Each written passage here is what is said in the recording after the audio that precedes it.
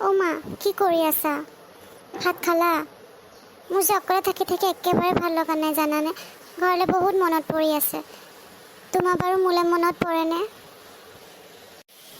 অঁ, কিয় তোলৈ মনত নপৰিব কচোন? ইমান দূৰত যে আছ। ভাত খোৱা নাই আৰু ঘৰৰ কাম কেইটামান আছিলে, কামকেইটা কৰি আছোঁ। বেছিকৈ মনত পৰিছে যদি গুচি আহ ঘৰলৈ। মই ভাত খোৱা নাই। লকডাউনটো খুলিলে যাম আৰু ঘৰলৈ। ইয়াত যে মোৰ ইমান কষ্ট জানানে। অকলে অকলে ভাত বনাব ইমান এলাহ লাগে, সেইকাৰণে ভাতেই খোৱা নাই। অঁ, এনেকৈ হ'লে কেনেকৈ হ'ব? ভাত নাখালে দেখোন গাটো বেয়া লাগিব। সুদাই নিকাই কিবা এটা বনাই পেলাই খোৱা আকৌ। লকডাউনটো খুলিলে সোনকালে সোনকালে গুচি আহিবা ঘৰলৈ।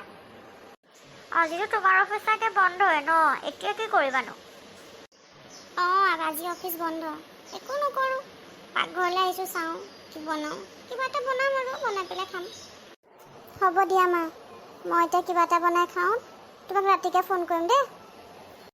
অঁ, হ'ব বাৰু দিয়া। তুমি কিবা এটা খোৱা, মোৰো পাকঘৰৰ কাম হ'ল। ৰাখোঁ এতিয়া দিয়া। ছোৱালীজনীয়ে বা কি কৰিছে ঠিকেই নাই। চিন্তাই লাগে পাই ছোৱালীজনীলৈ। কেতিয়া যে ঘৰলৈ আহিব তাই।